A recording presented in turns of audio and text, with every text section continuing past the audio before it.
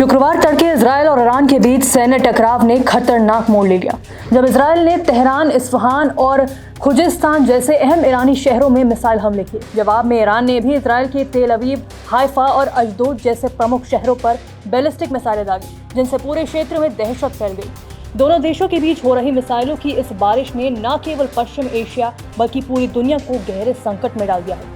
अंतर्राष्ट्रीय हवाई मार्ग बाधित हो चुके हैं, तेल की कीमतें तेजी से बढ़ रही हैं और वैश्विक शक्तियों में बेचैनी साफ झलक रही है। शुक्रवार तड़के से अब तक क्या क्या हुआ, उसके 10 बड़े अपडेट्स आपको बताते हैं। शनिवार तड़के इजरायल के 2 प्रमुख शहरों तेल अवीव और यरूशलेम में अचानक हवाई हमले के सायरन बजने लगे। ये सायरन ईरान की ओर से किए गए संभावित हवाई हमलों की चेतावनी के रूप में बजाए गए। इजरायली रक्षा बल ने पुष्टि की कि देश की एयर डिफेंस प्रणाली पूरी तरह सक्रिय कर दी गई है और कई ईरानी मिसाइलों को सफलतापूर्वक हवा में ही मार गिराया गया। इस बीच इजरायली नागरिकों को बंकरों और सुरक्षित स्थानों पर जाने का अलर्ट जारी किया गया, जिससे पूरे देश में दहशत का माहौल फैल गया। स्थिति की गंभीरता को देखते हुए प्रधानमंत्री बेंजामिन नेतन्याहू ने आपात बैठक बुलाई और कहा कि इजरायल हर हाल में अपनी संप्रभुता की रक्षा करेगा। इजरायली सेना ने पुष्टि की है कि ईरान ने उसकी ओर बड़ी संख्या में बैलिस्टिक मिसाइलें लॉन्च की हैं। इजरायल की वायु रक्षा प्रणाली ने सतर्कता दिखाते हुए इनमें से अधिकांश मिसाइलों को सफलतापूर्वक हवा में नष्ट कर दिया। हालांकि रक्षा प्रणालियों की तमाम कोशिशों के बावजूद कुछ मिसाइलें बच निकलने में कामयाब रही और इजरायल के प्रमुख शहर तेल अवीव में आकर गिरी। इन मिसाइलों के गिरने से शहर के कुछ हिस्सों में धमाके हुए और वहां पर जान माल के नुकसान की भी आशंका जताई जा रही है। इजरायल की ओर से ईरान पर किए गए मिसाइल हमलों को लेकर अब तक मरने वालों की सटीक संख्या सार्वजनिक नहीं की गई है। घटनास्थलों पर एम्बुलेंस और फायर ब्रिगेड की कई टीमें भेजी गई हैं, जो मलबे में दबे लोगों को निकालने और घायलों को सुरक्षित स्थानों तक पहुंचाने में जुटी हुई हैं। कई घायलों को आसपास के अस्पतालों में भर्ती कराया गया, जहां उन्हें इमरजेंसी मेडिकल ट्रीटमेंट दिया जा रहा है। स्वास्थ्य मंत्रालय की ओर से केवल ये कहा गया है कि घायलों की संख्या काफी अधिक है, लेकिन स्थिति पर पूरी तरह नियंत्रण पाने के बाद ही वास्तविक आंकड़ों का खुलासा किया जाएगा। इजरायल के रक्षा मंत्री इज़राइल कात्ज का सख्त बयान सामने आया। इज़राइल कात्ज ने कहा है कि ईरान ने जब इजरायल के नागरिक आबादी वाले इलाकों को निशाना बनाकर बैलिस्टिक मिसाइलें दागी तो उसने इजरायल के राष्ट्रीय सुरक्षा की रेड लाइन को पार कर दिया।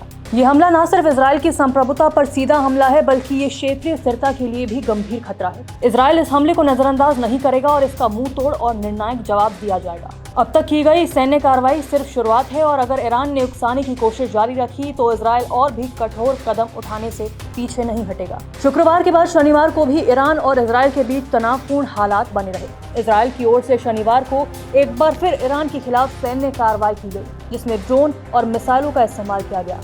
ईरानी मीडिया रिपोर्ट्स के मुताबिक राजधानी तेहरान के अंतर्राष्ट्रीय हवाई अड्डे के पास जोरदार विस्फोट की आवाज सुनी गई, जिससे इलाके में अफरा तफरी मच गई।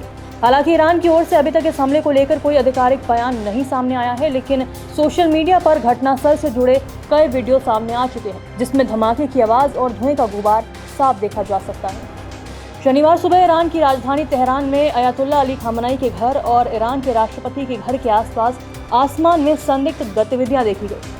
चश्मदीदों और स्थानीय मीडिया रिपोर्ट्स के अनुसार सुबह के समय एक ड्रोन ने इन इलाकों की ओर उड़ान भरी, जिसके बाद ईरान की एयर डिफेंस प्रणाली तुरंत सक्रिय हो गई। ईरानी सेना ने कार्रवाई करते हुए ड्रोन को हवा में ही मार गिराया। ड्रोन के मलबे को कब्जे में ले लिया गया है और उसकी तकनीकी जांच की जा रही है। शुक्रवार रात ईरान ने 2 बार इजरायल के खिलाफ हवाई हमले किए थे, जिसके बाद शनिवार को उसने हमलों की तीसरी लहर शुरू कर दी। इन हमलों में ईरान ने बैलिस्टिक मिसाइलों और ड्रोन का इस्तेमाल किया, जिनका निशाना इजरायल के सैन्य ठिकाने और प्रमुख शहर बने। ईरान का दावा है कि यह कार्रवाई इजरायल द्वारा पहले किए गए हमलों के जवाब में की गई, जिनमें तेहरान में स्थित एक सैन्य अनुसंधान केंद्र को भारी नुकसान पहुंचा था। ईरान के सर्वोच्च नेता अयातुल्ला अली खामनेई ने एक सख्त बयान में इजरायल पर सीधे तौर पर युद्ध शुरू करने का आरोप लगाया और कहा कि यह संघर्ष ईरान की संप्रभुता पर हमला है, जिसका मुंह तोड़ जवाब दिया जाएगा।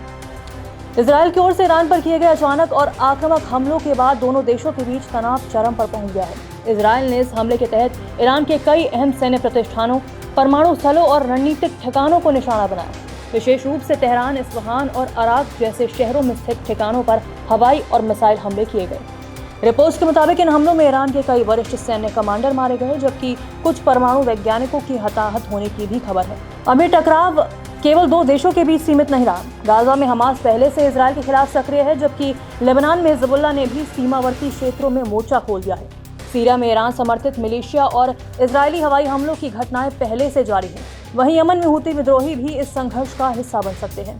इन सभी मोर्चों पर तनाव के एक साथ भड़कने से पूरे मध्य पूर्व में अस्थिरता और हिंसा की लहर फैल सकती है, जिससे तेल आपूर्ति, वैश्विक व्यापार और अंतर्राष्ट्रीय सुरक्षा पर भी गंभीर प्रभाव पड़ सकता है।